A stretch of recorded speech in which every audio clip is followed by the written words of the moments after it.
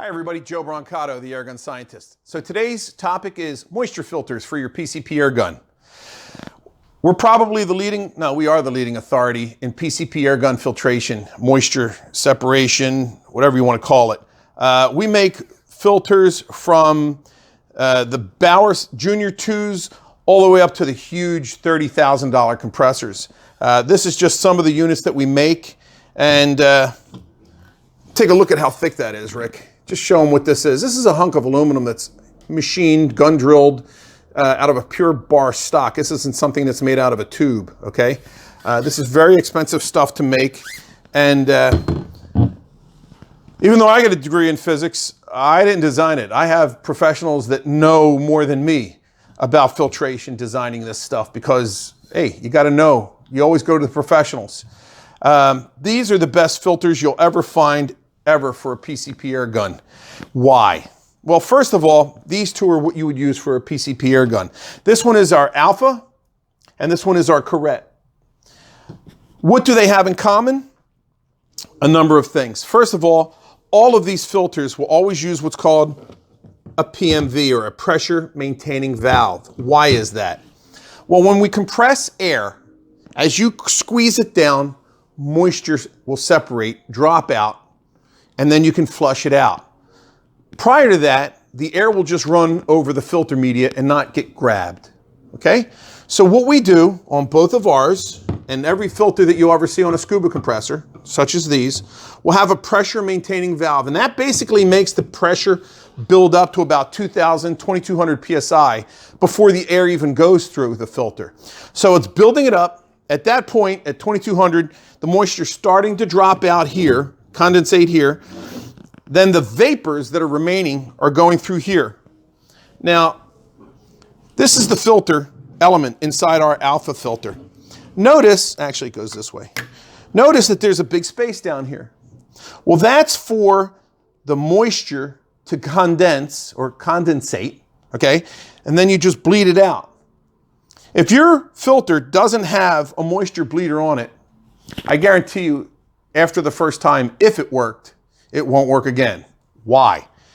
This stuff in here, the molecular sieve, is so hygroscopic is the word, meaning it grabs water, that if the filter you had a chamber in here to collect the moisture, and you just let it sit there for a couple hours, this is so hygroscopic, it'll just suck it right up. It'll saturate.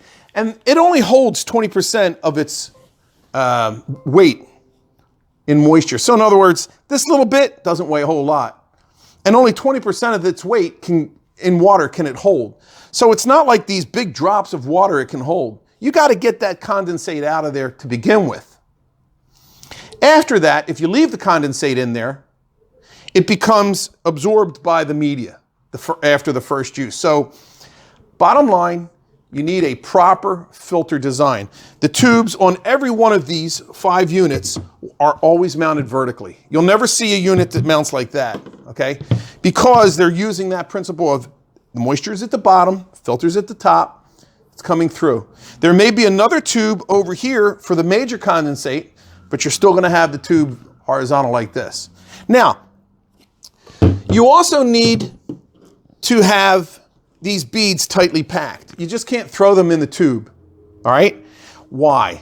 Well, if you do that, you'll get what's called channeling. The air will just go in between the beads. So that's another reason why you want them tightly packed here or in here. Thirdly, notice there's a plastic tubing here, and in this one it's a stainless steel sleeve. This keeps the beads out of contact from the aluminum cylinder. Same thing with these units here. They're typically held in a stainless steel sleeve in the bigger units because they repack them. Why do you need to do that? If these beads, when they get wet, are in contact with the aluminum, well, they emit an acid, and against the aluminum pressure vessel, not a good idea. You don't want the acid from the beads in contact with the aluminum pressure vessel. Simple as that. It'll weaken it. So, and it gets into the threads, and we've had pictures of that on forums and stuff that we should probably try to include a link if we can find them. But the bottom line, you don't want your beads in contact with that. So You want your beads packed tightly. You want your beads packed in some type of either plastic or stainless steel sleeve. You want your moisture filter above the moisture where it's condensing.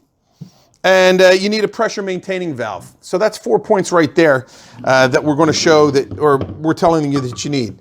So that's it. I mean, that we're trying to help you out. Those are the filters that we're offering. Again, this is the Alpha filter. This is the Corette filter. And they're both ready to go. We have them. All you need to do is connect your output of your hose from your filter into, or from your compressor here. And then the hose from your tank usually goes here. If you need to include a hose to your air gun, we can set it up for that as well. Anyway, that's it. This is Joe Brancato, the Airgun Scientist. Please follow us on Twitter, Air Tanks for Sale, Facebook page. We also have another Facebook page for a group chat called PCP Airguns and Accessories. Check us out there, and it's a fun place to post your pictures, ask your questions, and stuff like that. We're also on YouTube, obviously, as the Airgun Scientist. Make sure you follow us, and then check the little box to get notified of the latest downloads or uploads. With that, I'm going to say take care. God bless. This is Joe Brancato, the Airgun Scientist. Have a happy and safe day.